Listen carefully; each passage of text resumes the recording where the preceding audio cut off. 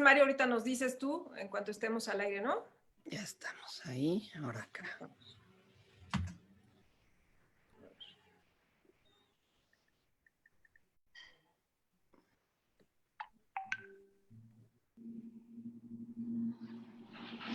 Muy buenas tardes a todas y a todos los que hoy nos acompañan. Estamos en un foro más del colectivo 50+1, capítulo Estado de México. Muy contentas por su participación, abordando hoy un tema recurrente, porque la violencia no está en cuarentena, lamentablemente. Todos los días, creo que muchas de las que hoy estamos aquí recibimos llamadas pidiendo orientación, pidiendo apoyo, pidiendo dónde pueden irse con sus familias. Y bueno, pues es un tema que necesitamos erradicar de la sociedad y por eso estamos aquí. Me complace muchísimo tener hoy aquí a mi compañera diputada federal, a Marta Tagle, que es una feminista y una activista diputada por Movimiento Ciudadano, porque eso es algo muy importante. Nos unen las causas. Aquí no hay ni filias, ni fobias, ni banderas políticas, porque las mujeres, si algo estamos cansadas, es de ser la banderita política cuando le conviene a alguien. Este es un tema de fondo estructural de nuestra sociedad que tenemos que atender y que tenemos que resolver. Por eso te reconozco mucho, Marta, que a la primera dijo, por supuesto que estoy, y sobre todo que vamos a poder abrevar del gran conocimiento que tienes y que siempre eres muy generosa para compartir. Agradezco muchísimo a Gloria Alejandre, quien pues encabeza prácticamente, bueno, es la vicepresidenta del Instituto Nacional de Administración Pública.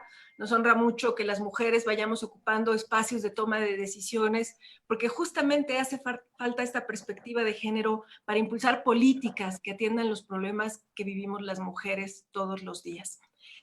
A quien ideó este espacio, una mujer joven, talentosa, de Nesa, por cierto, muy mexiquense, de Nezahualcóyotl, que me ha tocado verla haciendo este trabajo de concientización, de apoyo, de respaldo a muchas mujeres, justamente en el territorio. Viviana Mondragón, te reconocemos tu juventud, pero sobre todo tu preparación, tu compromiso con muchas mujeres. Gracias por esta idea sensacional de estar hoy aquí todas y gracias por estar también porque es una mujer muy preparada y muy comprometida. Y bueno, voy a presentar a quien nos hace hoy el honor de moderar este espacio con la amenidad que la caracteriza, la elocuencia, pero sobre todo también con el gran compromiso.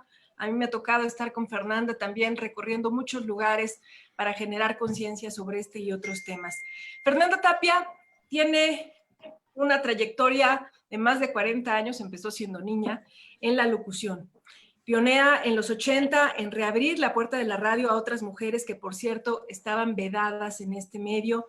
Actualmente transmite para la Octava a las 10 de la noche de lunes a viernes con el programa Fernanda de Noche, la cuarentena vía internet de lunes a viernes a las 20 horas, el noticiario de acústica de 2 a 3 de la tarde, el debate entre mujeres en el Heraldo TV y como ven, pues descansa haciendo adobes. Fernanda, muchísimas gracias. Muy bienvenida, te cedo el uso de la palabra. Ay, gracias. La verdad, Anelia, muchas gracias. Oigan, de veras, un lujo tenerlas así a todas. Es hermoso. Continuamente les doy lata en algunos de mis espacios, pues para que opinen, para que analicen, sobre todo porque la situación, el horno no está para bollos. No sé qué opinen ustedes y qué opine también nuestro extenso auditorio, que venía esta ola feminista, esta ola glitter y morada y con toda la pujanza, y hicimos ese día de huelga y ¡zas! Al otro día de pronto pues ya era cuarentena, enciérrense en sus casas y ya se acabó el relajo. Así, así sentí yo de pronto que ya estábamos a punto de subirlo a la agenda de gobierno, de que ahora sí ya íbamos a platicarlo y de repente ya no pudo nadie platicarlo y de hecho muchas de las víctimas quedaron encerradas con sus victimarios. Entonces, para mí esto es un tema angustioso de que, a ver, ya en qué momento nos abren la puerta porque hay que salir a gritarlo, en verdad. Y bueno, ¿quién mejor que nos expliquen nuestras especialistas el día de hoy y nuestras hermanas y nuestras amigas y bueno, como todo que estamos aquí de forma muy sorora. Fíjense, vamos a cederle primero la palabra a Marta Tagle Martínez. Ella es diputada federal. Es feminista, politóloga, comprometida con la defensa de los derechos humanos de las mujeres, la democracia, el combate a la corrupción y a la impunidad. Es integrante de diversas redes de mujeres, se posiciona en la primera fila de la lucha feminista mexicana y ha dado marcaje a las omisiones gubernamentales ante la escalada de violencia de género en México. Ha participado como conferencista a nivel nacional e internacional como especialista en género. Milita el Movimiento Ciudadano desde su fundación y en este instituto político ocupado diferentes cargos. Actualmente es legisladora federal del Congreso mexicano y con ella vamos a empezar esta plática para la transversalidad y prevención para erradicar la violencia de género doméstica. Y yo me atrevería a preguntarles a cada una qué entiende por transversalidad, ¿eh? A ver si nos lo pueden contar, compañeras. Bienvenida, Marta. Pues qué gusto me da encontrarme esta tarde con ustedes. Agradezco de verdad a Ana Lilia Herrera la invitación a participar con 50 más 1 en el Estado de México, porque he estado viendo sin duda el gran trabajo y el impulso que le estás poniendo a esta organización de mujeres que está trabajando en diferentes áreas, y agradezco mucho que me invites a participar en esta serie de foros que has estado empujando y por supuesto compartir esta mesa virtual con amigas, aliadas, con mujeres con las que hemos coincidido en diferentes momentos y con mujeres que se están uniendo de manera muy decidida a esta lucha, como Viviana. Gloria Luz, qué gusto verte, y por supuesto que tengamos además el lujazo de que Fernanda Tapia sea la que modere. De verdad, muchísimas gracias. Porque es importante hablar de estos temas. Y me voy a permitir compartir con ustedes una pequeña presentación que hice para este momento y para poder presentar algunos de los temas que me parecen fundamentales. Pues la emergencia nos coloca, como ustedes dicen, ante una realidad en la que incluso lo hablamos, creo que justamente con Fernanda Tapia, qué es lo que está pasando después del 8 de marzo con las mujeres. Yo creo que el tema del 8 de marzo, el movimiento que se ha venido gestando detrás del 8 de marzo, no es un movimiento coyuntural ni tampoco va a tener, ni se va a acabar con esta pandemia. Al contrario, me parece que las causas que mueven al movimiento del 8 de marzo, que son estructurales, siguen ahí, y mientras no se transformen van a seguir las mujeres encontrando la forma de organizarse. El 8 de marzo, esa fuerza tan grande que se vio movilizada, uno de los temas centrales que estaba en la demanda de las personas que además de diferentes generaciones nos manifestamos el 8 de marzo y el 9 con nuestra ausencia, tienen como eje central la violencia contra las mujeres. ¿Y por qué se volvió un tema central la violencia contra las mujeres después de que ya hemos luchado por el reconocimiento de tantos derechos? ¿Por qué nuevamente volver a insistir en el tema de la violencia contra las mujeres? Porque desafortunadamente hoy la violencia contra las mujeres es la principal amenaza a todo lo que hemos conquistado las mujeres. Así de sencillo. O sea, si las mujeres incluso tuvimos que ganarnos el derecho de salir a la calle, porque no teníamos ni siquiera ese derecho, o sea, no podíamos salir a la calle solas, ahora ese derecho está siendo amenazado por la violencia, porque una joven que va a la calle se puede ser víctima de violencia, acosada, abusada, violada, incluso asesinada, ¿no? Y si pensamos en cada uno de los derechos, nos pasa lo mismo con la educación. Una joven universitaria está viendo amenazado su derecho a estudiar una profesión, porque también tiene que vivir en las aulas universitarias el abuso y el acoso por parte de maestros y por parte de compañeros.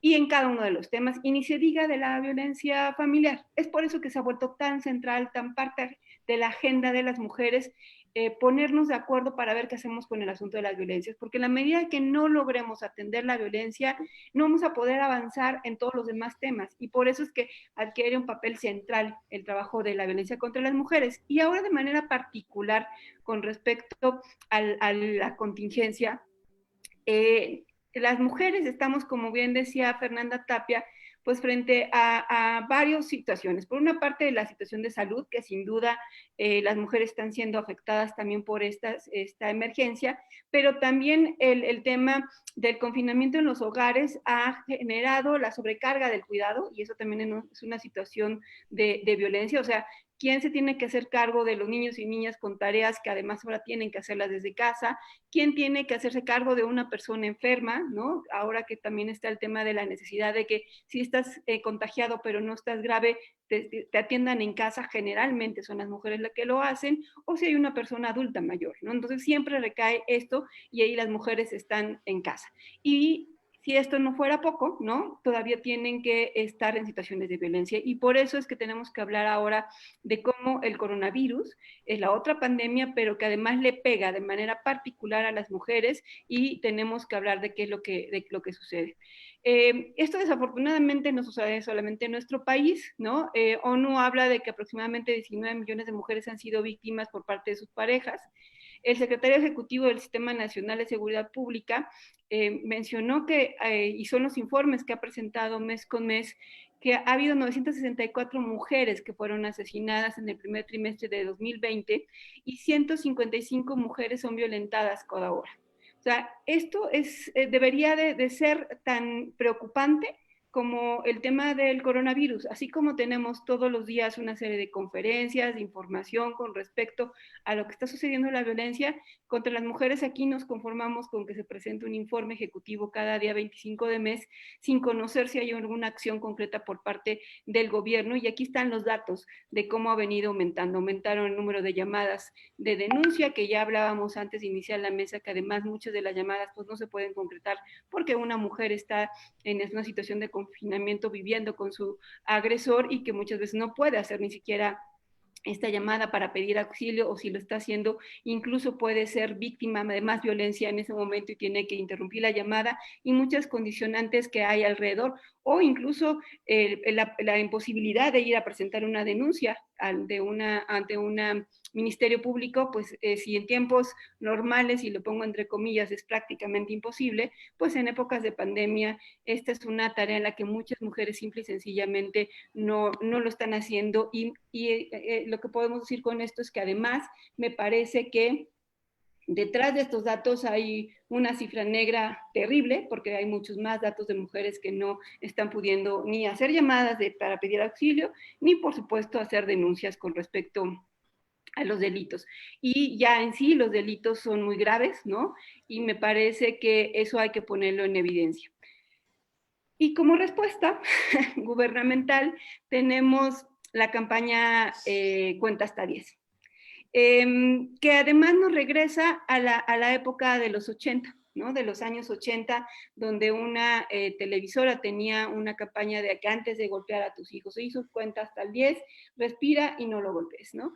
Pero estamos hablando de una etapa, y seguramente muchos de ustedes se acordarán, en los 80, que todavía no lográbamos el reconocimiento de la violencia hacia las mujeres como un asunto público. En ese momento, en los 80s, era la época de la que incluso me parece que todavía desafortunadamente se utiliza la frase de la ropa sucia se lava en casa, pero que además en los 80, cuando estaba esta campaña, todavía era un asunto total y absolutamente doméstico el tema de la violencia.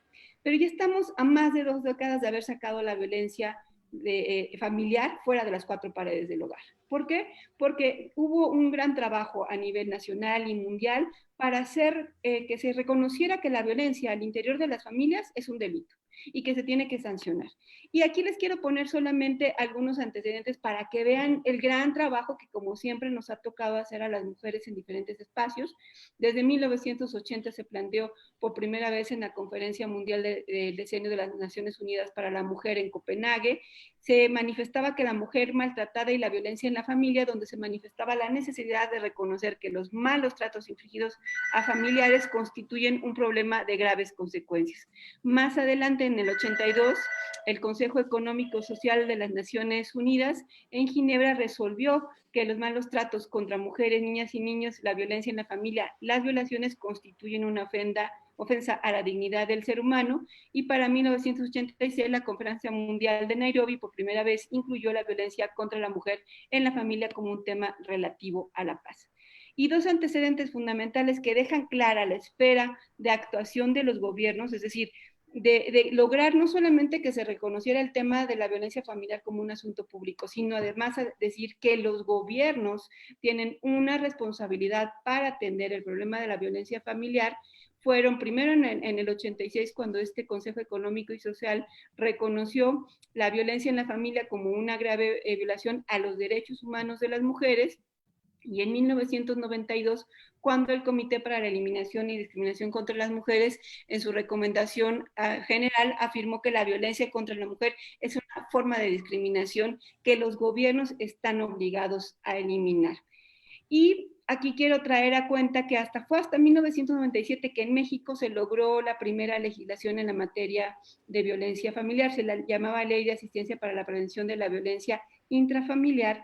Y uno puede ir incluso a ver los diarios de los debates que están en la Cámara de Diputados de esas discusiones, y desafortunadamente vas a encontrar en lo que los diputados hombres decían en aquella ocasión mucho de lo que hoy nos encontramos en el mensaje público gubernamental hoy en día, de que la familia es el eje central de las sociedades, que son lugares donde se promueven principios como la fraternidad, la solidaridad, y que ahí no se podía meter el gobierno. O sea, eso lo decían los legisladores en el 97 y lo estamos oyendo ahora. Parecía que ya había quedado superada esa discusión, o sea, parecía que ya habíamos logrado decir, a ver, por mucho que tú en tu familia tengas una manera de vivir y convivir con las personas de tu familia, la violencia es violencia y la violencia se castiga. Y la violencia tiene que ser atendida por parte de las autoridades del Estado.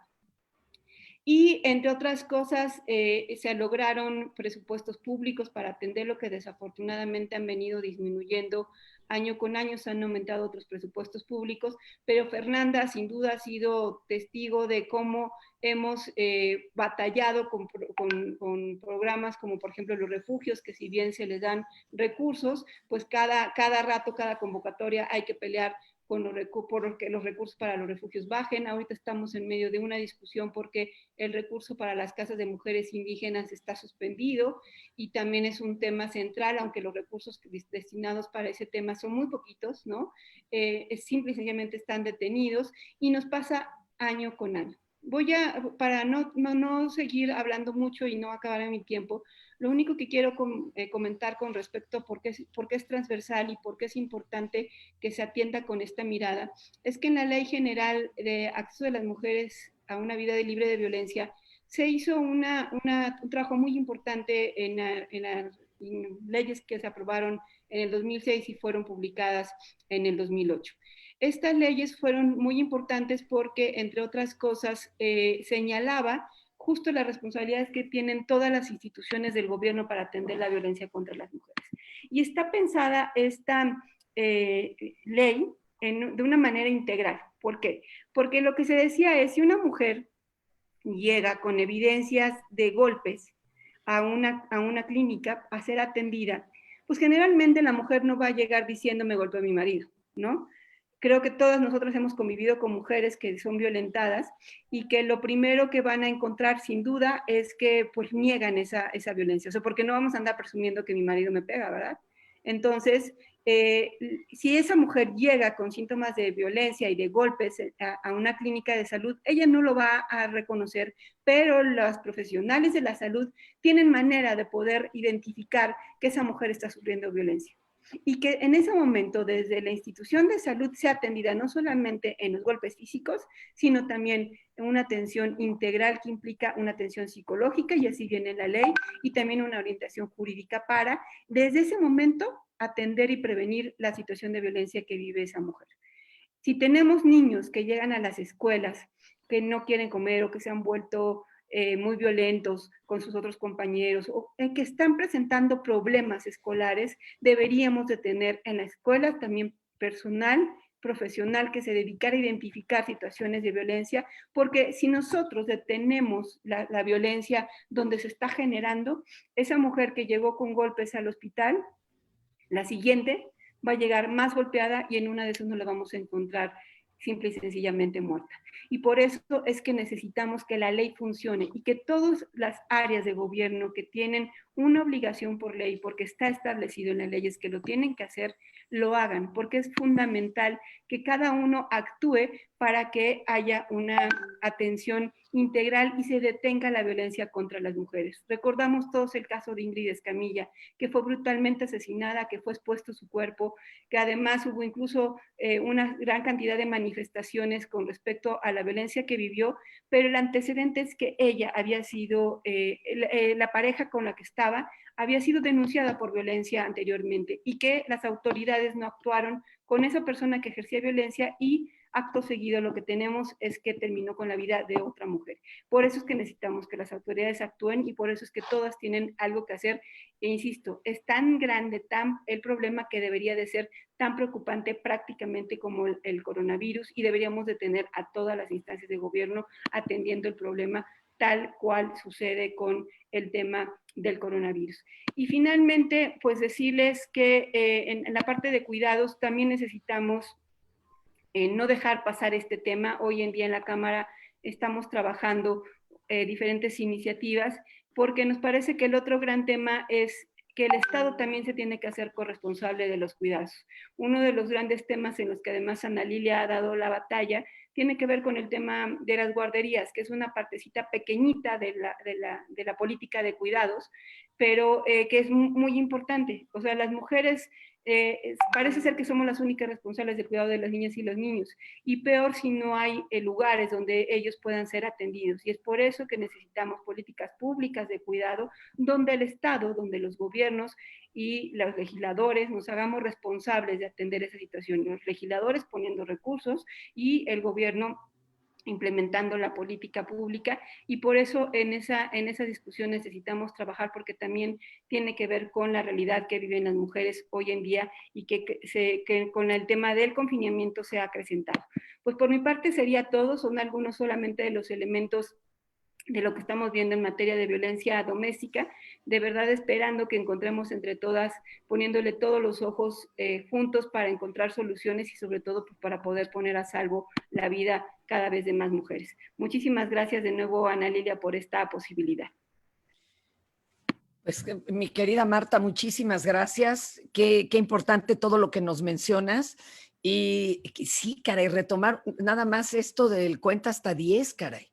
Ya lo transformaron compañeras feministas y decían cuenta hasta 10 feminicidios diarios. Y hablando ayer con un compañero de la Redim, me decía que ellos están contando precisamente de asesinatos 5 o 6 niños y niñas diarios, de ahí que tengamos de esos 10 feminicidios, por lo menos 3 menores de edad. Imaginen ustedes que, hijo, qué preocupante. Qué preocupante como para todavía pues tratar de negarlo, ¿verdad? Vamos ahora a escuchar a la doctora Gloria Luz Alejandre Ramírez. Ella es vicepresidenta del Consejo Directivo del Instituto Nacional de Administración Pública, ACE, vocal nacional de la Federación Mexicana de Universitarias, ACE, profesora investigadora de tiempo completo en la Universidad Autónoma de la Ciudad de México, de la ciudad, en la UASM.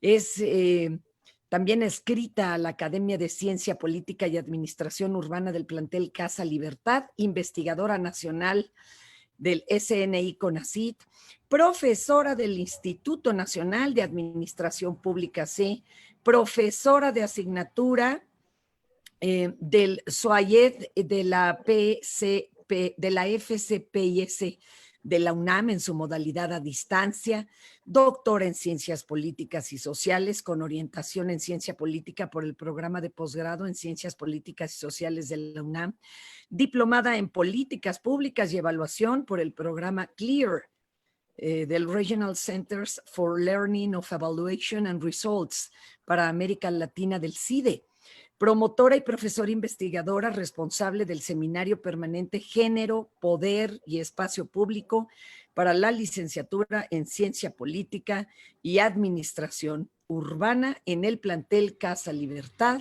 de la UACM. Y así los dejamos con la doctora Gloria. Muchísimas gracias por estar participando en este foro, Gloria. Muchísimas gracias, Fernanda. Agradezco muchísimo la presentación. Agradezco a la diputada Ana Lilia Herrera, a la diputada Marta Tagle. Muy agradecida con la maestra Viviana Mondragón, que ha tenido esta iniciativa maravillosa de juntarnos, de unirnos para pues, presentar estas problemáticas que sin duda son pues son del dominio público en términos de que son asuntos del Estado y son asuntos que le competen tanto a la academia, a la legislación, a las legisladoras, y pues le compete al Estado, sin duda. Entonces, yo quiero hacer una presentación con la pauta que amablemente nos ha dado la diputada Marta Tagle, que también es doctora del posgrado en Ciencias Políticas Sociales. También ahí hemos coincidido. Y yo lo voy a centrar en el aspecto normativo, porque a mí me parece que tenemos legislaciones realmente muy contundentes en términos de atención a la situación de la violencia. Es decir, no estamos ajenos a los términos normativos y ahí es muy importante tenerlo presente. Yo quiero partir aquí de un principio pues básico, ¿no? ¿Qué es la violencia? ¿De qué estamos hablando cuando hablamos de la violencia? Pues la violencia va a estar destinada o está prescrita, ¿no? Para causar un daño, para causar un mal, para hacer que una persona de manera involuntaria, es decir, contra su voluntad, lleve a cabo una serie de actos o de situaciones que le van a dañar, que le van a alterar o que le van a transgredir en su propio ser. Pero pues prácticamente la violencia se instala y se instala como un hábito de manera repetitiva, un hábito que altera la forma de vida, un hábito que altera pues los espacios, y sin duda el espacio doméstico va a ser un espacio transmutado en términos de transformación de una, pues, digamos, normalidad o digamos de una armonía, y que finalmente va a ser mutado en un espacio de total y absoluta incertidumbre. Y la violencia tiene varios aspectos, tiene aspectos de carácter simbólico y tiene también aspectos de carácter real. Es decir, nosotros tenemos que pensar en la violencia y tenemos que pensarla en las formas que también la propia Ley General de Acceso a una Vida Libre de Violencia nos marca.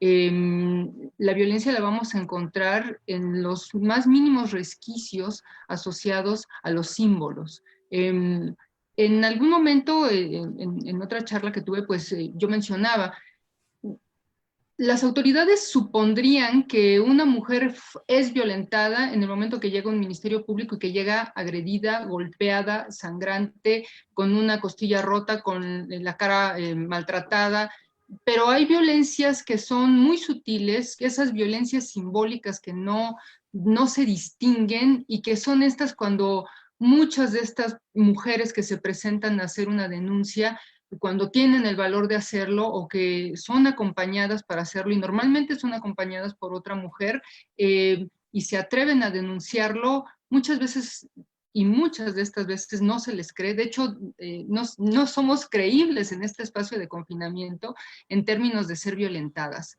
La violencia simbólica afecta y afecta severamente los estados psíquicos, es decir, altera la psique de las personas, altera la psique de las mujeres en términos de verse afectadas en su integridad física y emocional. Y eso es bien importante, muy importante tenerlo en cuenta. Bien, entonces nosotros tenemos una ley que fue modificada, fue reformada el pasado 13 de abril del 2020 para incorporar también la violencia política, ya tipificada como tal. Y me es muy importante que el público que amablemente nos está siguiendo tenga claro que las leyes existen. Esto es muy importante mencionarlo porque la población en su generalidad desconoce que existen las leyes. Muchas mujeres, al no pensar que pudieran estar en una situación de violencia, piensan y así lo suponen porque está establecido mediante un mecanismo de una estructura patriarcal, de un sistema patriarcal perfectamente instalado, que tal pareciera que las condiciones de violencia que sufren las mujeres, que padecemos las mujeres, son de condición natural, ¿no? Y esto no es así. cuando la diputada Marcela Lagarde promueve la Ley General de Acceso a una Vida Libre de Violencia contra las Mujeres, lo promueve también observando que esta situación naturalizada proviene de manera histórica de un sistema patriarcal perfectamente asentado. Y pues que en México, así desde todas sus conformaciones culturales, lo tenemos interiorizado. Bueno, entonces a la población en general, a las mujeres en su generalidad, necesitamos decirles que existe una ley. Bien, entonces el artículo primero de esta ley pues nos va a remitir, nos refiero que la ley general tiene por objeto establecer la coordinación entre la federación, las entidades federativas, el Distrito Federal, aún así mencionado, y los municipios para prevenir, sancionar y erradicar la violencia contra las mujeres, así como los principios y modalidades para garantizar su acceso a una vida libre de violencia que favorezca su desarrollo y bienestar conforme a los principios de igualdad y no discriminación, así como para garantizar la democracia, que es un aspecto importante en términos de establecer condiciones de igualdad, el desarrollo integral y sustentable que fortalezca la soberanía y el régimen democrático establecido en la Constitución. Yo sé que suena muy normativo, pero aquí lo que me interesa mucho, porque el foro así lo menciona como transversalidad y erradicación de la violencia, lo tenemos que ver desde el sentido de una política pública, es decir, tenemos que verlo desde lo público. A lo que nos estamos enfrentando es un problema de carácter público. El artículo 3 de la ley, por eso menciono, me estoy viendo muy normativa, pero sí quiero que quede así asentado, nos dice, todas las medidas que se derivan de la presente ley garantizarán, y esto ya es un cometido de naturaleza estatal, garantizarán la prevención, la atención, la sanción y la erradicación de todos los tipos de violencia contra las mujeres durante su ciclo de vida y para promover su desarrollo integral y su plena participación en todas las esferas de la vida. Entonces, aquí el que está obligado en términos sociales, normativos, de política pública, es el entorno estatal, es el Estado mexicano el que está obligado a garantizar esa prevención y esa atención. Entonces, aquí ya tenemos otro elemento importante. La situación de la violencia que se vive en el espacio doméstico, que es donde estamos entrando a la problemática, pareciera que queda en el ámbito exclusivamente de lo privado y que el entorno del Estado, el entorno de lo público, queda ajeno a esa situación privada. Y no queda así. Las mujeres de nuestro país tienen que saber, todas las mujeres de este país, que una situación de violencia que se vive en su ámbito privado es un asunto que le compete al Estado y por tanto debe denunciarse. El artículo 4 de la propia ley nos remite a los principios rectores para el acceso de todas las mujeres a una vida libre de violencia y que deben ser observados y elaborados y ejecutados en políticas públicas federales y locales. Estamos hablando de una condición de transversalización y la transversalización obliga que los recursos públicos se apliquen tanto para el orden federal, local y municipal. ¿Y esto para qué? Pues va dirigido a garantizar una igualdad jurídica entre la mujer y el hombre. El respeto a la dignidad humana de las mujeres, y esto es muy importante resaltarlo, la no discriminación y la libertad de las mujeres.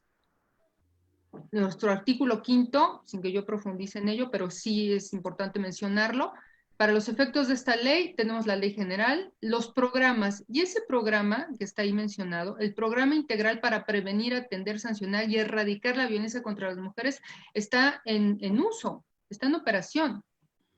Tenemos un sistema, el Sistema Nacional de Prevención, Atención, Sanción y Erradicación de la Violencia contra las Mujeres. Bueno, entonces aquí estaríamos poniendo en cuestión, en términos de cuestionamiento, de interrogantes, el actuar del Estado mexicano.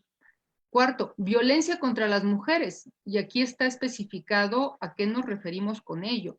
Cualquier acción u omisión basada en su género que les cause daño o sufrimiento psicológico, físico, patrimonial, económico, sexual o la muerte, tanto en el ámbito privado como en el público. Y ahí tendremos el delito del feminicidio. Las modalidades de la violencia se van a establecer como las formas, manifestaciones o los ámbitos que ocurren en que se presenta la violencia contra las mujeres. La víctima, la mujer, cualquier edad, a quien se le inflige cualquier tipo de violencia. Y tenemos feminicidios desde bebés, o sea, bebés de 1, 2, 3 meses de edad que viven situaciones de violencia y que son asesinadas. El agresor, la persona que inflige cualquier tipo de violencia contra las mujeres. Y sin duda tenemos el tema estrechamente vinculado a la Ley General de Acceso de los Derechos Humanos de las Mujeres. Y aquí es muy importante que tengamos presente y que todas las mujeres tengan claro que, que las mujeres tenemos derechos.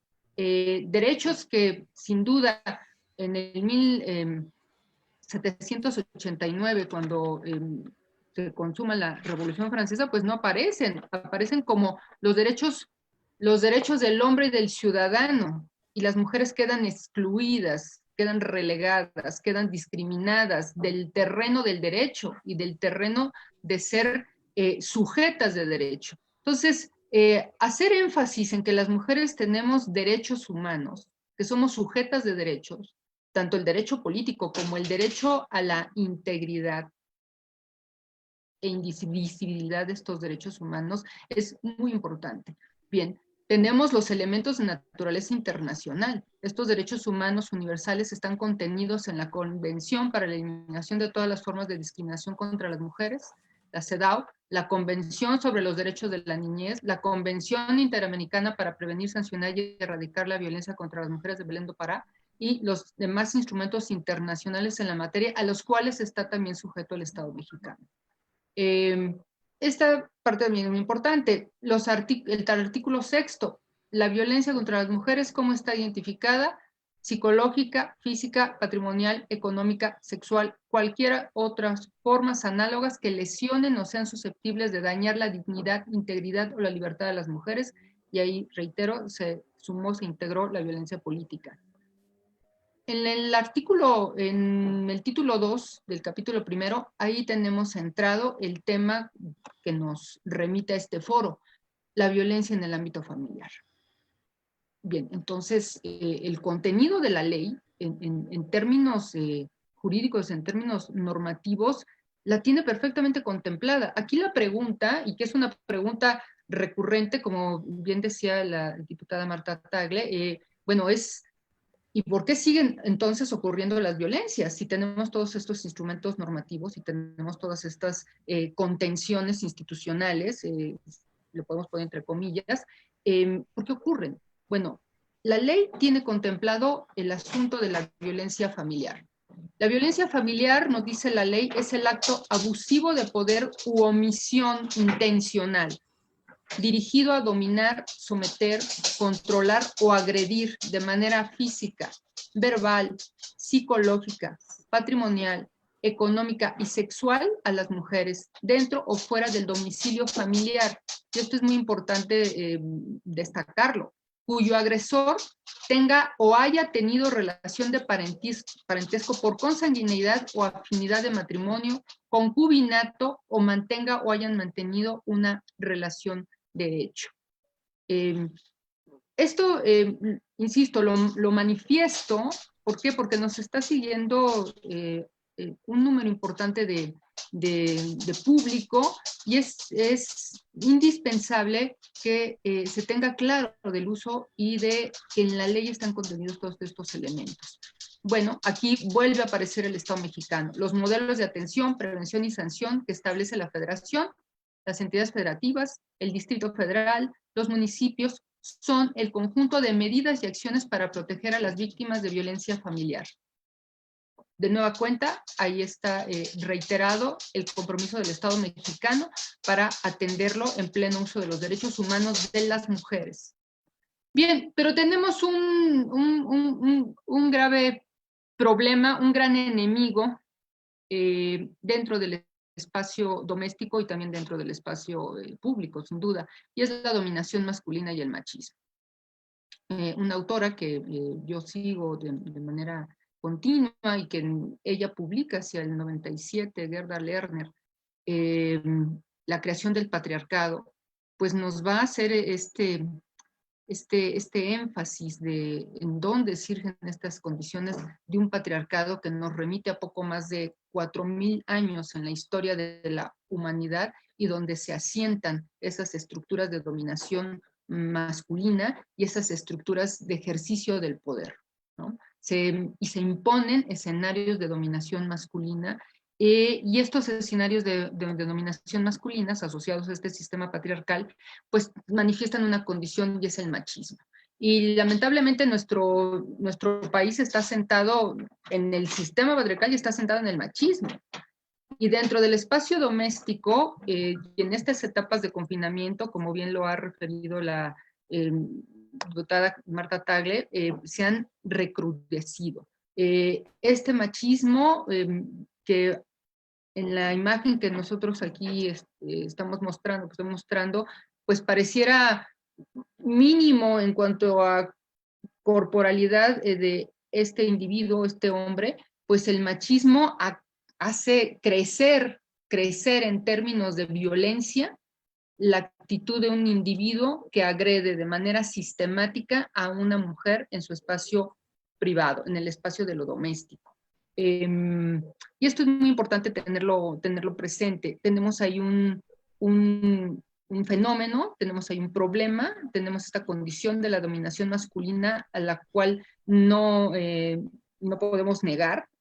Las mujeres que viven en situación de violencia sistemática dentro de su espacio doméstico, pocas veces desconocen que están sometidas a una relación desigual de poder asociada a esta condición de dominación masculina y de machismo. ¿Por qué? Porque lo asumen como una condición natural o normal en términos de una división sexual y de una división asociada a la condición de género. Es decir, por estos valores culturales de género que se le han asignado a las mujeres y se le han asignado a los hombres, las mujeres asumen una condición de sumisión, de subordinación, de sometimiento ante esta imagen, a esta condición masculina que la propia condición de género les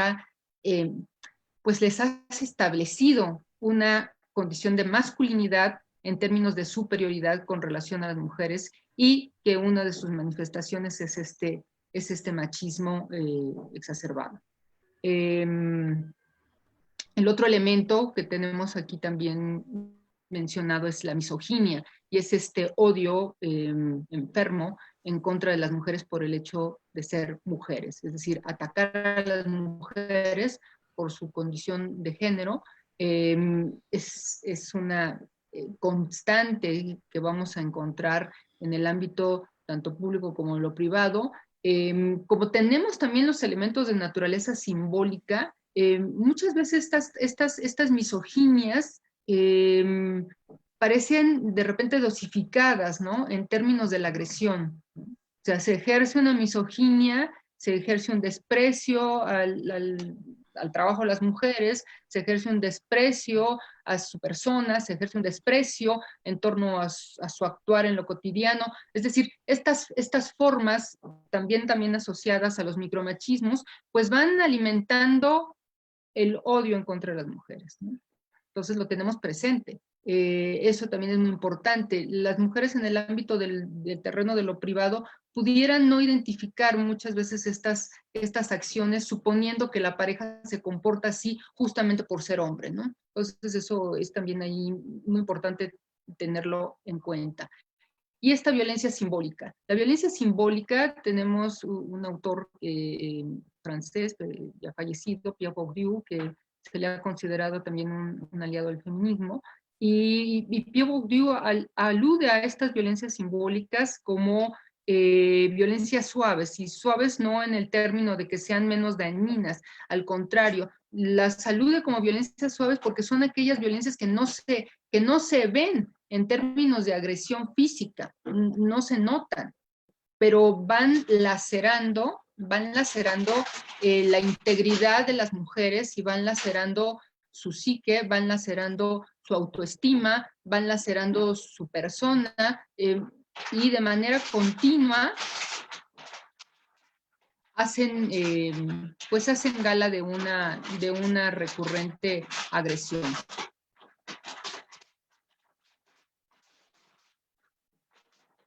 Yo quiero aquí mencionar un instrumento que tiene el Estado mexicano para identificar términos de violencia en el espacio doméstico. Hace menos de un año se habló del Banavín y se menciona la violencia que viven las mujeres es de carácter estructural y proviene del entorno familiar. El instrumento que se presenta, y esto lo presentó la Secretaría de Gobernación, como Banavín, es una herramienta para la identificación de agresores y que permite de inmediato trazar políticas de atención, lo que no significa resolver el problema. A mí me llama mucho la atención este programa, porque se centra en que como herramienta de identificación en términos de datos, se han identificado que los agresores dentro del espacio doméstico son cerca de 341,726 hombres, 17,356 mujeres y en 91,366 casos no se tienen datos de género del victimario. Es decir, hay identificado dentro del Estado mexicano, el gobierno de México tiene identificada de manera alarmante una crisis asociada a la violencia que sufren las mujeres en los espacios, tanto públicos como privados, y en particular en el espacio doméstico. Y esto es muy importante tenerlo en cuenta porque tendremos que dar seguimiento fehaciente a este instrumento de cómo va creciendo la violencia en el espacio doméstico. Es decir, ¿qué está pasando con estos victimarios, con estos agresores? Bien, hay aquí otro elemento que me es también muy importante resaltarlo, que es importante tenerlo presente. Otra de las autoras de la que he dado seguimiento es Rita Segato, y Rita Segato nos habla del mandato de la masculinidad y la violencia. Ella menciona el mandato de la masculinidad que tiene su expresión en el machismo, alude a esta ideología del macho siguiendo a Segato, como aquello que hace pensar al hombre que si él no puede demostrar su virilidad, no es persona. Está tan comprometida la humanidad del sujeto masculino por su virilidad que no se ve pudiendo ser persona digna de respeto si no tiene el atributo de algún tipo de potencia. Y el tipo de potencia al que se refiere Segato es el tipo asociado a la agresión, ¿no? Y ella centra mucho sus estudios, muchos sus trabajos en términos de identificar, porque pues es un trabajo amplio, con individuos que fueron detenidos, que son presos en las cárceles brasileñas por el delito de la violación.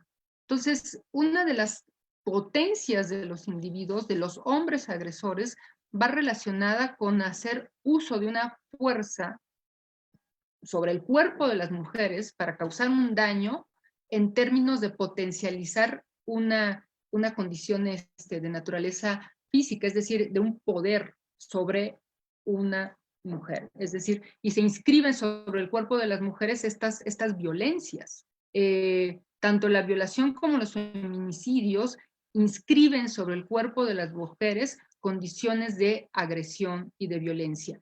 Rita Segato, de manera más elaborada y mucho más profunda, va mencionando que estas inscripciones en el cuerpo de las mujeres, es decir, los actos de violación y los actos de feminicidio, mandan un mensaje del agresor a otros agresores. ¿Por qué? Porque finalmente se da en un terreno de comunicación entre fratrías, es decir, entre fraters, entre hombres, vinculados en términos de la masculinidad, pero también en términos de la violencia, del ejercicio de la violencia. Bien, aquí hay otro elemento relacionado con la Ley General de Acceso, y es su artículo 29, vinculado a las órdenes de protección de emergencia. Es importante que la población tenga presente todo ello. Está establecido en el artículo 29 de la ley que una vez que se haga esta denuncia, esta declaración por parte de la víctima de estar viviendo situaciones de violencia, se le tienen que dar protección a la víctima.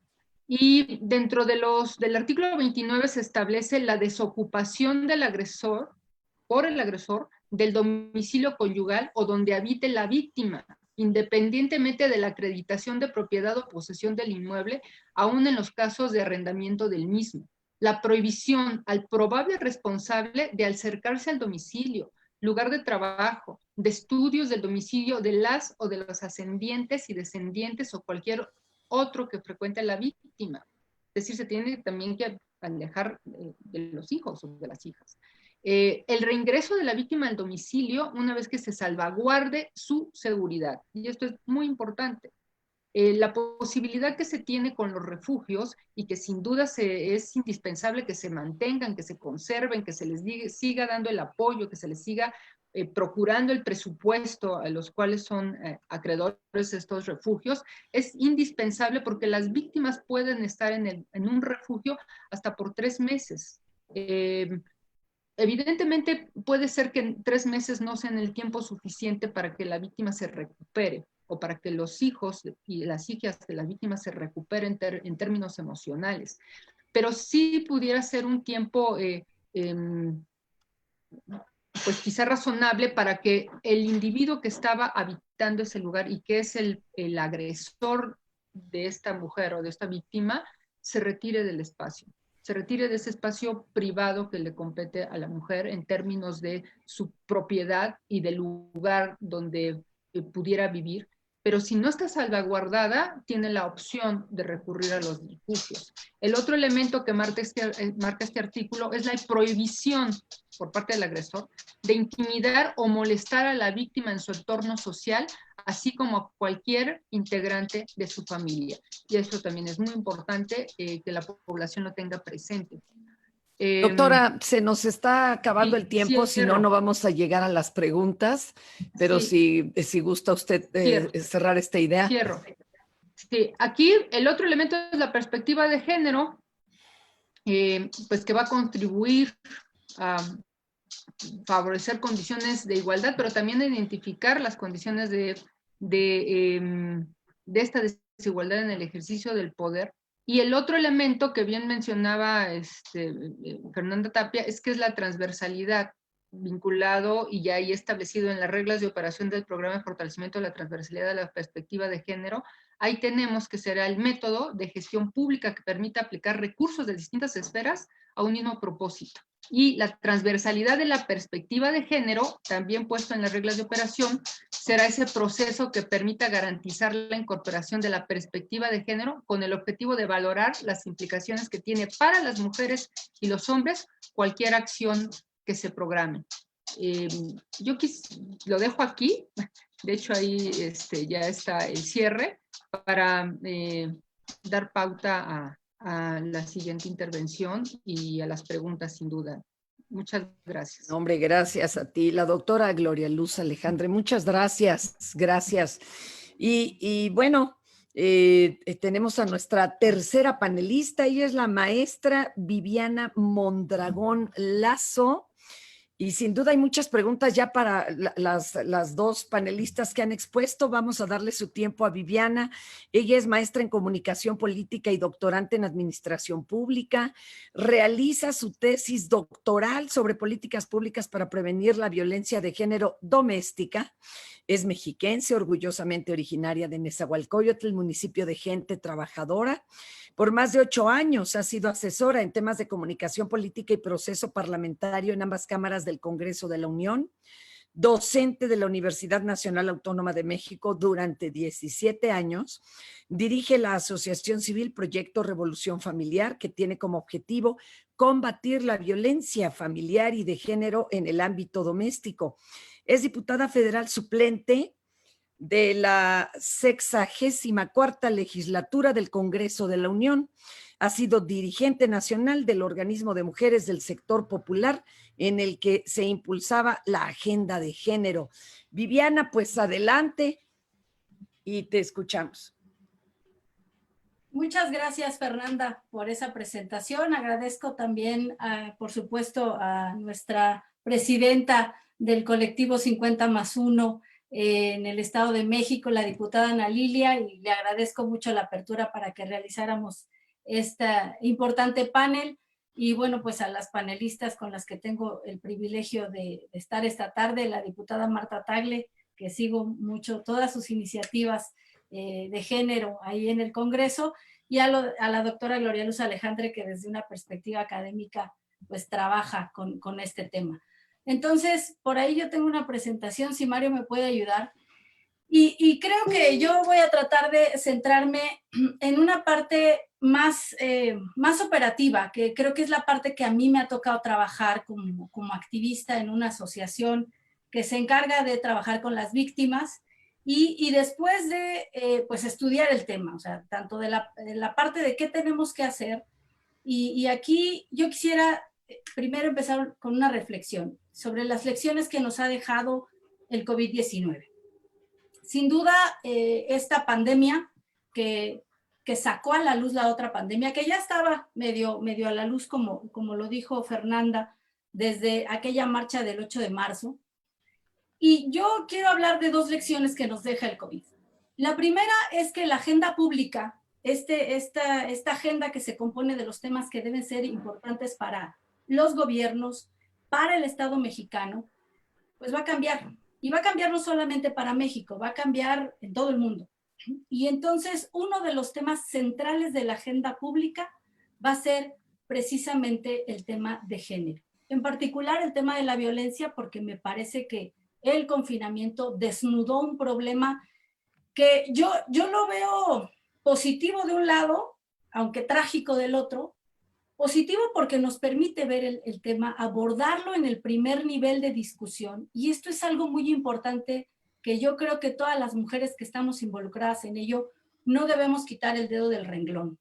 O sea, el tema se está discutiendo en el primer nivel de la agenda pública y ya no hay que quitarlo de ahí.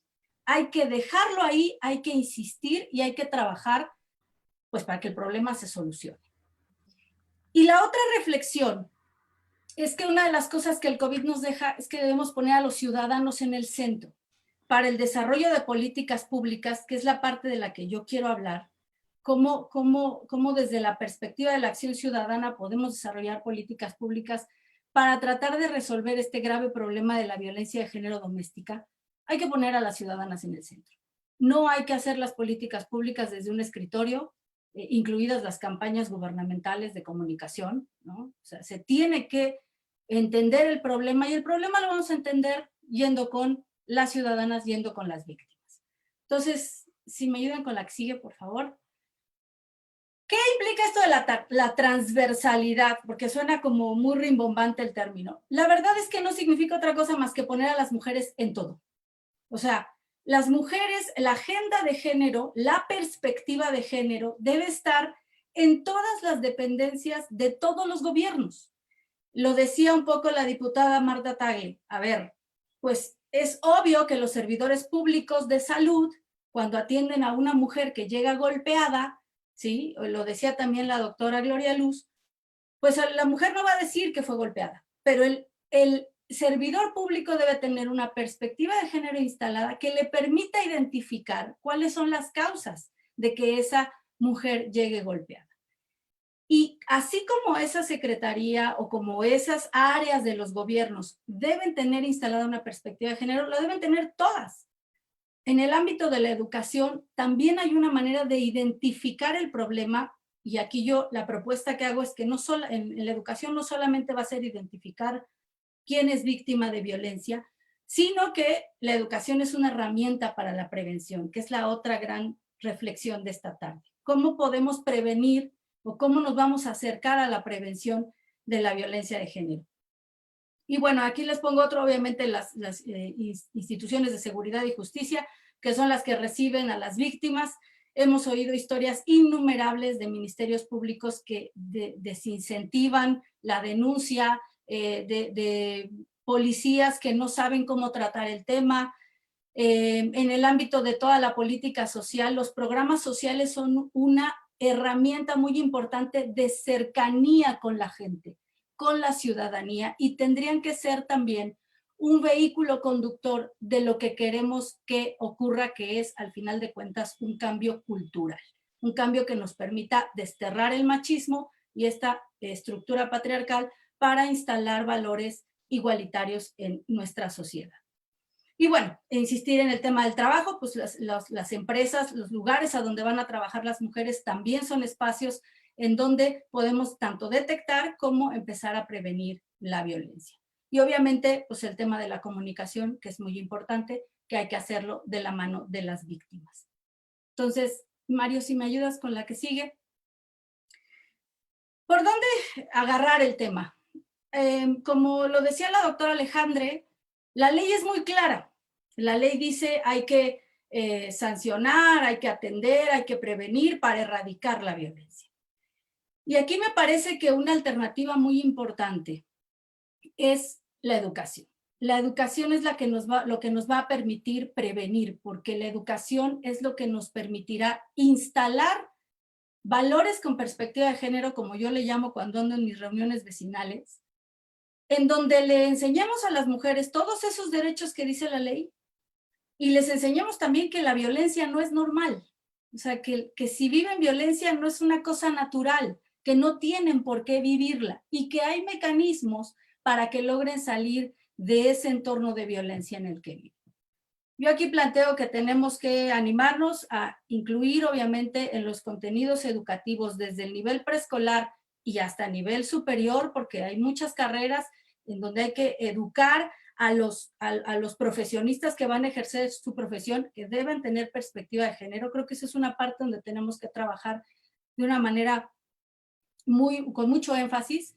La capacitación de todos los servidores públicos del gobierno, no solo de una instancia, o sea, no se trata de un instituto de las mujeres y que entonces todas las mujeres que estén en el INMujeres sí tienen perspectiva de género instalada. Ajá, pero el policía que va a atender a la víctima, pues ese no tiene ni idea de lo que le estamos hablando. Y lo único que va a hacer es decirle, ay señora, arréglese con su marido porque es una bronca y ya, ¿para qué se pelea con el marido, verdad? Entonces necesitamos que todos ellos tengan esa perspectiva de género instalada y promoverlo también en el sector privado, porque en el sector privado hay mucho trecho que construir y ahí tienen que ser las políticas públicas desde una Secretaría del Trabajo o desde las Secretarías del Trabajo de los gobiernos estatales.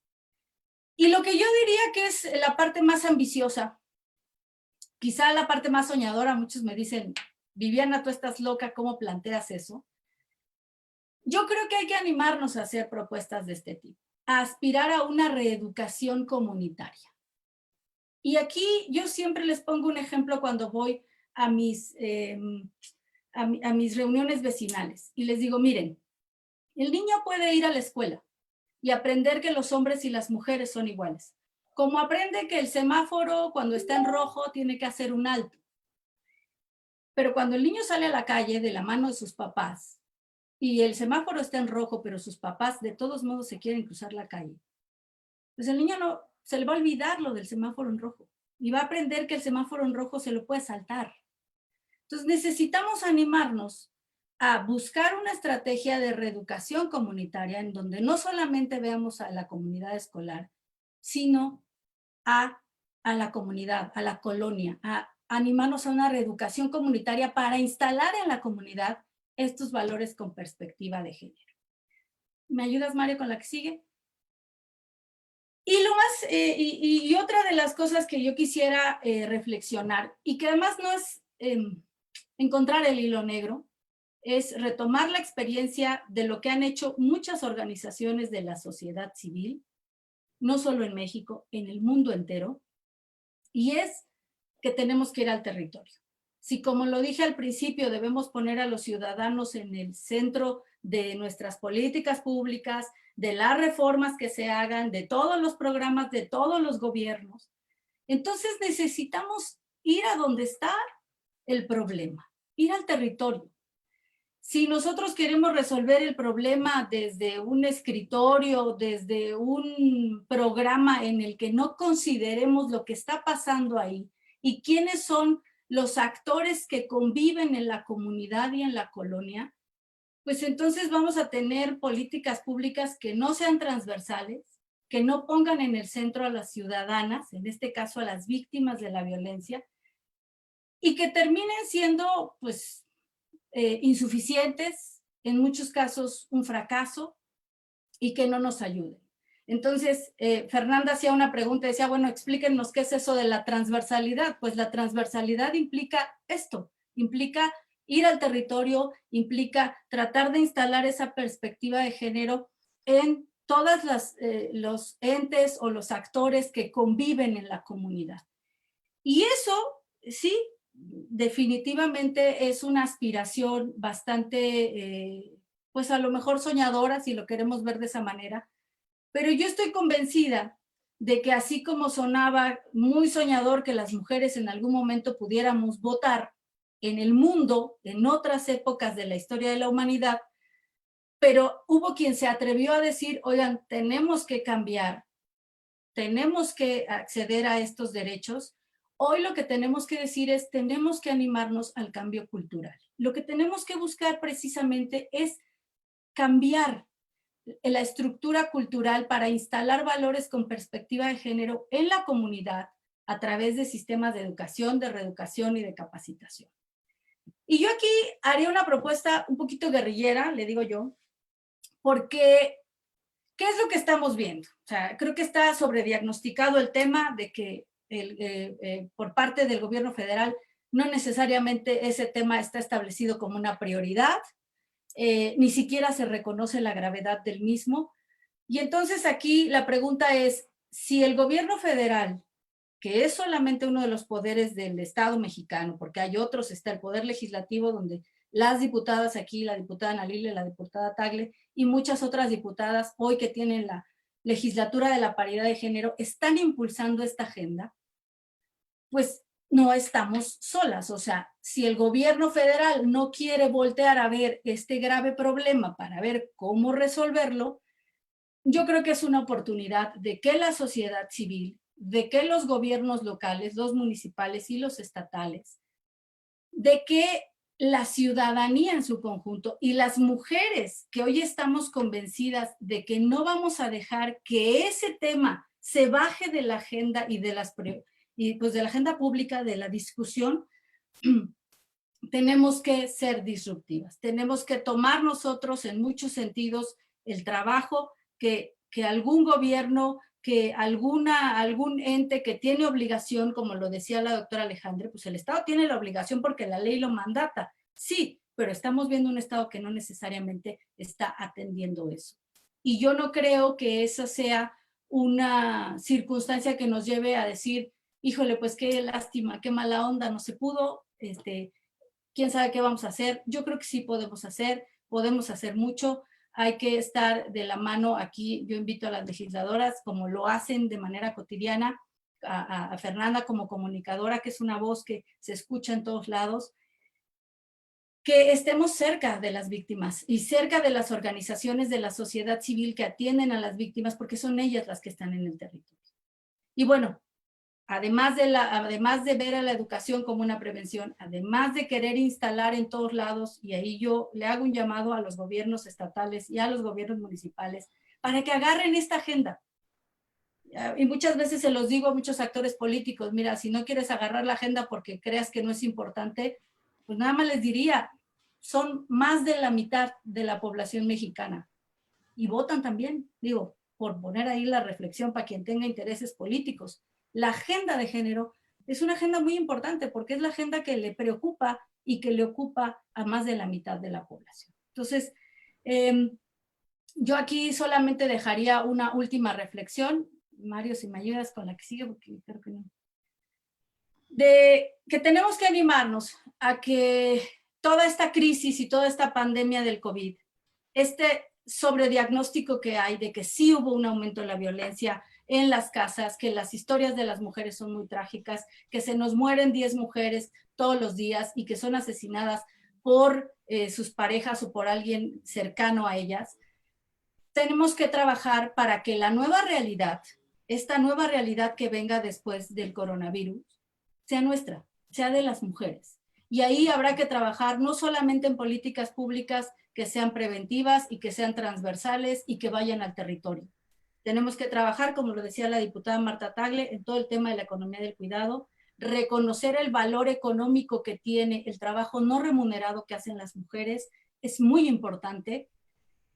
Trabajar por el empoderamiento y la paridad económica, el empoderamiento económico de las mujeres y la paridad es un tema fundamental, porque en muchos casos es lo que permitirá la construcción de una sociedad más igualitaria.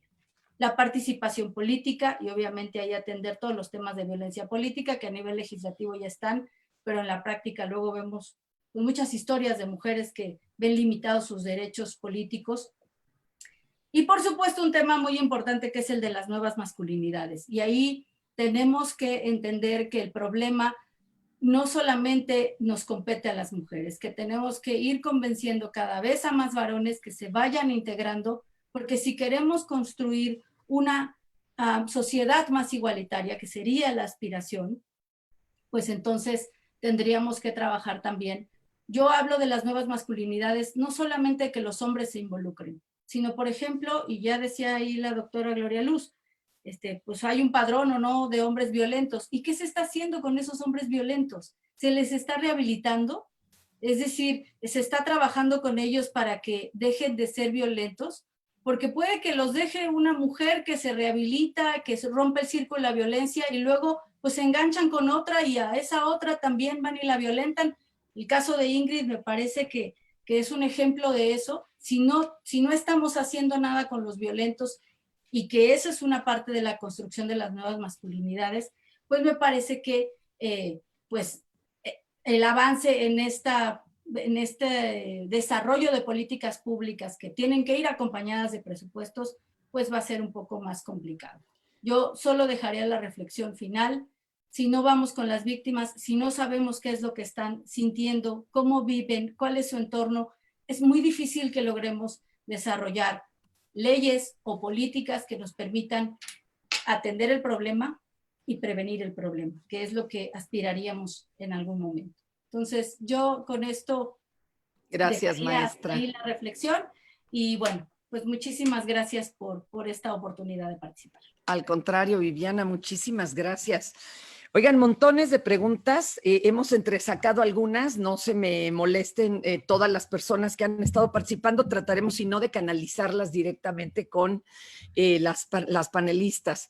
Y nos decían, modificar la percepción de ser mujer, dejar de aseverar así me tocó vivir, ¿cuáles son las acciones que se han tomado más allá de las estadísticas?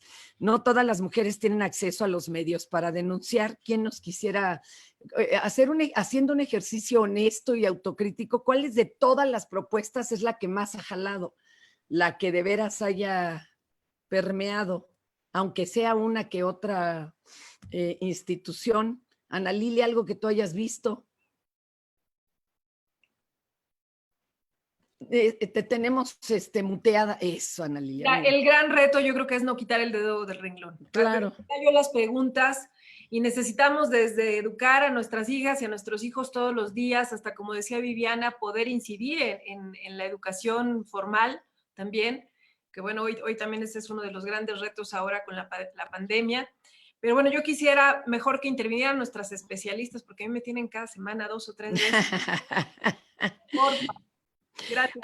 Algo, a mí me impactaba toda la legislación que hay al respecto, Gloria, y sin embargo que poco se cumple, porque el otro día escuchaba a unas chicas que decían, sí, que a los violadores los castren químicamente. Yo decía, no, espérame, no necesitamos mejores castigos, necesitamos que los atrapen y que los sentencien, porque también las violaciones, los feminicidios, los golpes, el asesinato de niñas, niños, está entre esos números de que de 100 casos criminales se detiene a 3 y solo 1 resulta consignado.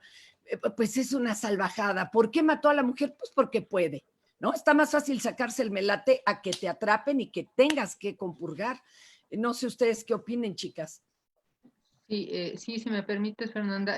Sí, aquí es muy importante porque pudiéramos pensar que el aumento en términos de condena a los agresores, eso resuelve la situación de la violencia. Y en buena medida, muchas de estas mujeres que mueren por feminicidio tiene que ver con que los agresores, tal parece que ven menos tiempo de compurgar una condena por el feminicidio que por una violación. Entonces, ese aspecto ahí es muy importante en términos de legislación, en términos de las sanciones, ¿no? Es decir, si se castiga más por una violación que por un feminicidio, pues tal parece que el agresor opta por el feminicidio que por un castigo vinculado a una violación.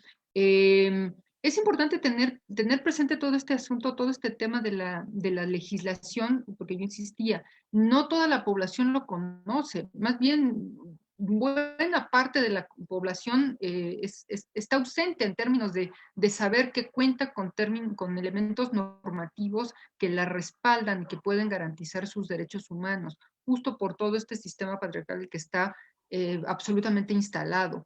A mí me parece muy interesante lo que menciona la maestra Viviana Mondragón en términos de la reeducación. Yo lo que he observado pues, en el ámbito universitario, que es de donde me desenvuelvo, es que justamente las y los estudiantes que se acercan a cursar una materia como este seminario de género, ven la posibilidad de cambiar quizá de manera muy paulatina, pero sí de cambiar su espacio privado, su espacio doméstico. Es decir, el elemento reeducativo se vuelve una clave indispensable para que estas condiciones de la violencia, para que estos síntomas de la violencia se vayan modificando de a poco. Entonces, efectivamente, la reeducación es nuestro gran baluarte para que esto se modifique. No sé si eso ayude un poco que se entienda que hay otra forma de ¿no? vivir y no forzosamente con dolor, que el amor no duele, que no es tu cruz. Gracias, doctora. Están pidiéndole a la diputada Tagle ayuda. En los municipios se están esperando los recursos para las coordinaciones municipales, no han llegado. Otra persona nos dice, no todo es responsabilidad del gobierno, las mujeres no debemos permitir la violencia. Alguien más comenta que esto no es fácil porque en su esencia la mujer es vulnerable. Por favor, alguien que quiera contestar esto. Usted misma, doctora, adelante, pues ya la tenemos aquí en primer plano. Andele. O la diputada. O la diputada, quien guste. Adelante. Mira, en esto que estás mencionando, no, las mujeres no podemos autocalificarnos en el grupo de las vulnerables, ¿no? Lejos de ello. Porque además nos coloca en una condición de víctimas y en una recurrente revictimización de una condición que se establece como patrón de género. Entonces, lo que nosotros buscamos es que se reviertan esos patrones de género y se establezcan posibilidades de condiciones de igualdad en términos de derechos. No en términos de fortaleza física, ni de musculatura, no, en términos de derechos. El hecho de carecer de la posibilidad mínima de los derechos humanos para las mujeres, eso nos pone en una desventaja. ¿No? ¿Por qué? Porque al carecer, al verse ausentes de gozar de derechos, bueno, pues entonces no soy merecedora de nada. ¿Sí me explico? Porque nos vincula de nueva cuenta al término de este patrón sistemático patriarcal de no merecemos nada, ni siquiera somos merecedoras de derechos. Bueno, no nos podemos poner en una posición de vulnerabilidad. Somos merecedoras de derechos, tenemos derechos, valemos por el hecho de ser mujeres. ¿Por qué? Porque también se ha colocado esto. Por el hecho de ser mujer no vale, ¿no? En esa devaluación. Es más, no paga ni en el antro. No valemos. Qué terrible, pues es ¿verdad? Que es en esos términos, Fernanda, ¿no? Es la devaluación de la condición de las mujeres por el hecho de ser mujer.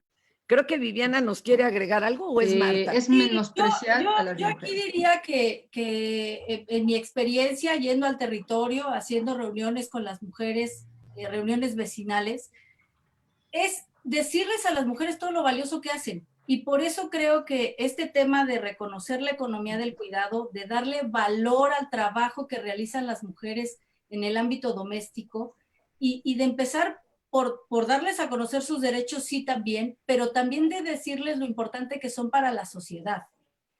Muchas veces las mujeres dicen, bueno, es que yo no valgo, o yo soy vulnerable o soy menos que el hombre. Y muchas veces es porque el hombre sale a trabajar y trae el dinero para mantener a la familia. En otros muchos casos no es así. Y entonces la mujer dice, bueno, yo no hago nada, yo no mantengo a la familia. No, pero el hecho de que te quedes cuidando la casa, cuidando a los hijos, a los adultos mayores, a las personas con alguna discapacidad, administrar los recursos del hogar, a mantener el hogar, digamos, con estabilidad, eso tiene una implicación económica. Eso le permite a los que salen salir a hacer el otro trabajo que realizan. Entonces, es muy importante este proceso de reeducación porque incluye un proceso de revaloración de la mujer como sujeto. La mujer es un sujeto social. La mujer es un sujeto que tiene un papel y que su acción sobre la sociedad tiene un impacto. Obviamente esto suena como muy teórico, por eso hay que aterrizarlo a los términos en los que las mujeres los entienden. Una mujer... Fíjate que ahora que salíamos con Ana Lilia a campo traviesa y a de veras a los cocolazos, era muy interesante cuando llegábamos con una mujer y le decíamos, ¿usted qué hace? Me dice, nada. ¿Cómo que nada? Sí, bueno, es que estoy en casa. Le digo, no, pues atáquese. Y le empezábamos a explicar cuánto costaba la hora, a ver si la cobraban de la docena de planchado, la hora de cuidado del bebé, la de enfermería, la de chofera, todo, ¿no? Y al final les compartíamos que producimos el 24.7% del Producto Interno Bruto de este país. O sea, producimos más que el petróleo con todo y huachicol. Señoras, pues son unas chingonas, perdónenme que les diga, pero eso hay que visualizarlo. Oigan, acá le preguntan a la diputada Tagle, ¿por qué a pesar de los protocolos, pues la violencia nomás no disminuye? ¿A qué se lo podríamos achacar, Marta? Pues de que entrada los protocolos nos están aplicando, ¿no? Ya estamos hablando aquí de todo lo que sucede. De hecho, hoy en día, incluso decirle a una mujer que vaya a presentar una denuncia sola es simple y sencillamente es muy difícil. Sabemos que una mujer que va a cualquier ministerio público, pues se va a enfrentar con un montón de obstáculos, aunque haya protocolos y como decía Gloria Luz Alejandre, ¿no? O sea, se van a topar con un policía que de entrada no conoce las leyes o no le interesa y va a minimizar el problema. Yo lo que creo es que sin duda debemos reconocer que en el tema de la violencia contra las mujeres, todas y todos tenemos una responsabilidad, pero de entrada decir y que las mujeres sepan, porque es bien importante decirlo, las mujeres sepan que no son responsables de la violencia que viven. O sea, desafortunadamente hay muchas mujeres que todavía se sienten como responsables. Me pega porque le serví tarde la cena, me pega porque no bañé a los niños, no, o sea, se sienten responsables, me pega porque salí de noche, ¿no? Sienten que la violencia es responsabilidad de las mujeres y estas campañas de cuenta hasta 10 pues ayudan a pensar en esa idea, porque si tú está en tu responsabilidad calmar la situación, entonces crees que es tu responsabilidad. Entonces, primero decir que la violencia no es responsabilidad de las mujeres. En segundo, decir que ninguna mujer está obligada a lo imposible. O sea, cuando hay una situación de violencia, tiene que buscar ayuda. Y sí es bien importante que se generen redes de apoyo. ¿Qué significan redes de apoyo? Que le digas a tus amigos, familiares, personas más cercanas, que efectivamente puedes establecer claves para que sepan que están en una situación de violencia y si tú no eres la que puede llamar y hacer una denuncia, sea un familiar o amigo quien lo haga, porque muchas mujeres simple y sencillamente callan la situación de violencia que viven al interior de las familias y justo se va acrecentando. O sea, este tipo de violencia no se va a resolver por sí sola, se le tiene que poner un alto y eso pasa por denunciarlo públicamente. Y cuando se denuncia públicamente, de preferencia buscar, hay muchas organizaciones, redes de mujeres en todos los estados, en todos los municipios, incluso yo misma he buscado a Ana Lilia cuando hay casos de mujeres violentadas en el Estado de México que nos buscan para pedir apoyo y para que estén acompañadas cuando presentan una denuncia. sí busquen siempre un acompañamiento. ¿Por qué? Porque las mujeres no pueden estar obligadas a lo imposible y todos tenemos una responsabilidad. Tenemos además que asumir, por ejemplo, ¿qué es violencia cuando mandamos el chiste sexista, misógino en nuestros WhatsApp? O sea, creemos que eso no es violencia. Y vemos a muchas personas riéndose de esos chistes cuando no es chistoso. Estamos... Y cantando las canciones, Marta. Los Es que todo videos, nos lo reescriben, man. Pues sí. todo, ¿no? Entonces, reconocer, o sea, empezar por reconocer el papel que cada uno jugamos para que se reproduzca la violencia, porque todos podemos desde nuestro ámbito poner un límite y un alto a la violencia para que no se siga ejerciendo contra las mujeres, Fernanda. Fíjate que siempre nuestra risa era acerca de grupos que se encuentran en situación de vulnerabilidad. Siempre nos hemos reído, perdón que use estas palabras, y así nos hemos referido: el cojo, la ruca, el gordo, ¿no? El indio, el puto, perdón que use estas palabras, pareciera que solo nos da risa el jodido. Perdón, pues ya vamos bajándole, ¿no? Porque además le atinamos a un chorro de estas discriminaciones cada quien. Vámonos riendo mejor de los malos y de los rateros y de los que están haciendo algo mal. Oigan, pues ya tendríamos que cerrar, nada más les encargamos. Piden apoyo a las diputadas para modificar la forma de pago de las pensiones a mujeres que tienen que hacer las largas colas y dejar solos a sus hijos. Están pidiendo apoyo para ver si eso se puede cambiar. Que se difunda la agenda de género en pequeñas comunidades. Y nada más, si falta alguna adición o alguna ley para que de veras esto ya sea una realidad de evitar la violencia intrafamiliar, o que si en el Estado de México también ya fue modificado el Código Civil para atender todo con perspectiva de género. ¿Alguien nos puede contestar esto, chicas? No tengo el dato, Fer, pero lo investigamos y les respondemos. Perfecto. Facebook, si les parece bien. Pues oigan, algo que agregar, chicas, y si no, pues para que nuestra anfitriona, Ana Lilia, muchísimas gracias de la despedida, y pues muy honrada yo de que me hayan permitido acompañarlas y aprender hoy de ustedes. Muchas gracias. Muchísimas gracias, Fer. Muchas gracias, Marta, Viviana, Gloria. La verdad es que esta generosidad que ustedes tienen de compartirnos no solo su tiempo, sino sobre todo su conocimiento y su compromiso es muy valioso para quienes nos han hecho favor también esta tarde de acompañarnos. Podríamos estarnos horas abordando muchos de los temas, pero lo importante, como ya se dijo aquí, es que no quitemos el dedo del renglón. Creo que el gran reto se llama educación, y también para educar necesitamos que no haya impunidad. Necesitamos capacitar servidores públicos, necesitamos en casa cerrar filas, redes de familias, en fin, de vecinas. Y además de agradecerles, quiero decirles que la próxima semana, el martes, vamos a tener el siguiente foro sobre niñez y adolescencia, todos estos cuidados que requiere la primera infancia, hoy que no hay estancias infantiles, justamente este tema de la carga que tenemos en el hogar las mujeres. No les cuento las triples jornadas, bueno, sí se las cuento porque las saben, y las triples jornadas simultáneas que hoy tenemos trabajando desde casa, ¿no? Muchas de nosotras. El jueves 18 de junio vamos a hablar sobre los aprendizajes y los desafíos de los docentes durante y después del confinamiento.